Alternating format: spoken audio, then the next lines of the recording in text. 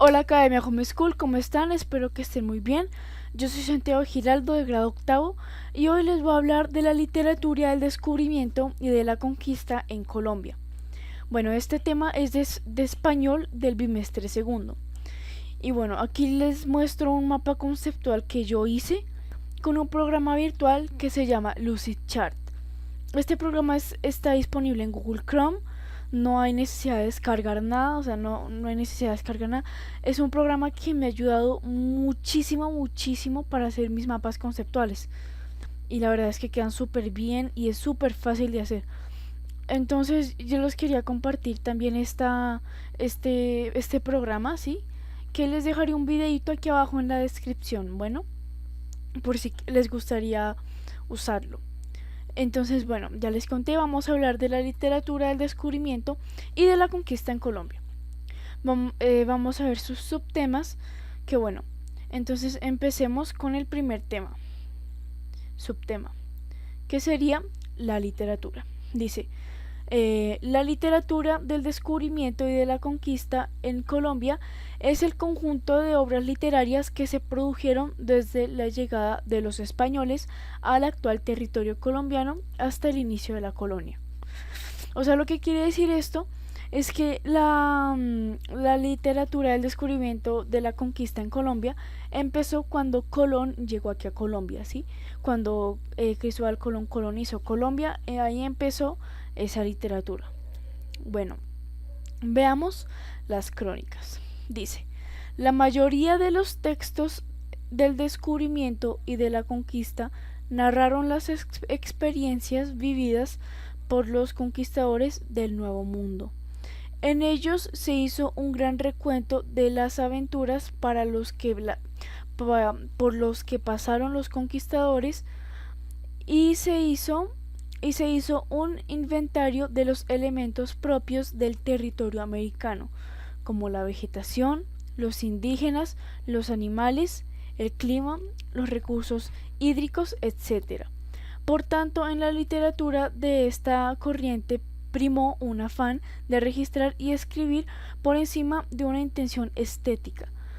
Bueno, como ya muchos saben, en la crónica, el género literario la crónica, es una historia donde el principal de la historia es el personaje, narra la historia del personaje principal en primera persona, lo que el personaje ve y piensa, ¿sí? Como un diario más o menos. Entonces, como muestra aquí que dice, mira, narraron las experiencias vividas por los conquistadores del Nuevo Mundo, ¿sí? Entonces narraba lo que vivían los conquistadores de los que conquistaron América. Bueno, vamos al siguiente, que son las características. Bueno, primera característica. En sus obras hay detalladas descripciones del territorio americano, especialmente de su geografía, de sus recursos naturales y de los nativos americanos. Veamos la siguiente característica. En sus textos prima, sobre todo, un principio histórico, como los únicos registros escritos que se conservan del descubrimiento y de la conquista, que son las crónicas. En ellas hay una cronología explícita mediante la cual se relatan los acontecimientos. Vemos la siguiente, que dice, en concordancia con la anterior característica, o sea, la que habíamos leído anteriormente, que era esta, la literatura de esta época tuvo, en principio, el propósito de relatar lo que estaba sucediendo en América de la manera más objetiva posible.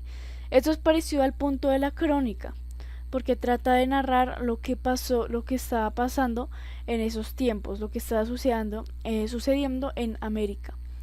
Entonces estaba sucediendo en América de la manera más objetiva posible, aunque en muchos casos esto no se haya logrado.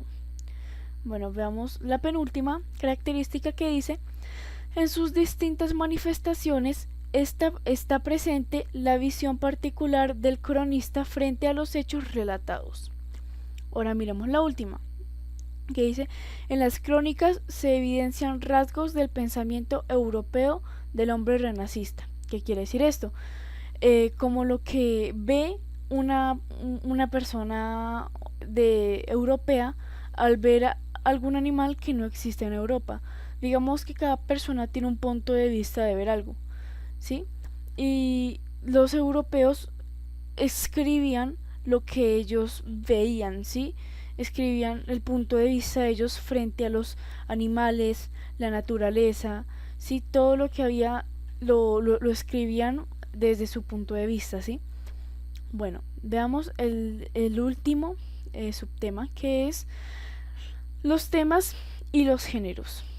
Bueno, primer tema, que es el paisaje americano. Aquí dice: la naturaleza de América, que era completamente desconocida por los europeos, llamó la atención de los conquistadores, por lo que muchos de ellos intentaron realizar un inventario de todo lo que estaban viendo, como ya más o menos expliqué en la última característica.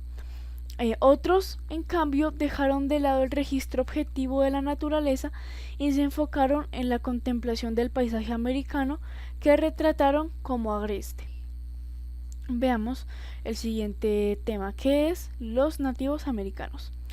Las costumbres de los grupos indígenas de América también ocuparon un espacio de gran importancia en la literatura del descubrimiento y de la conquista. Aunque fue el tema más censurado, muchos españoles lo abandonaron en sus crónicas con la intención de dar a conocer la forma de vida de los nativos. ¿Y por qué?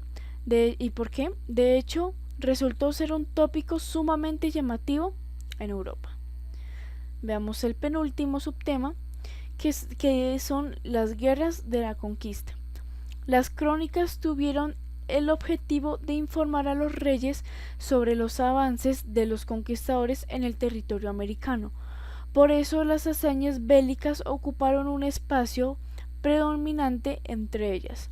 Los conquistadores que vinieron a territorios americanos en busca de fama, fortuna y poder se presentaban a sí mismos como valerosos guerreros con un amplio poder de mando sobre los indígenas. Y por último, la mitología precolombina. Aunque enfrentó mucha fuerte censura porque era considerado un tema profano, la mitología precolombina fue un aspecto de gran interés en el descubrimiento y la conquista. Las primeras traducciones de la cosmogonía indígena al español o a cualquier otra lengua europea se realizaron durante este periodo. Y bueno, espero que les haya gustado mi mapa conceptual, que hayan aprendido con mi exposición. Ya saben que si quieren hacer este tipo de mapa conceptuales así online, es súper fácil. Ya saben, les estaré dejando un link en la descripción donde ustedes podrán utilizar este programa y verán que les va a ayudar mucho, mucho, mucho en sus cosas de Academia Homeschool. Bueno, nos vemos en otra exposición. ¡Chao!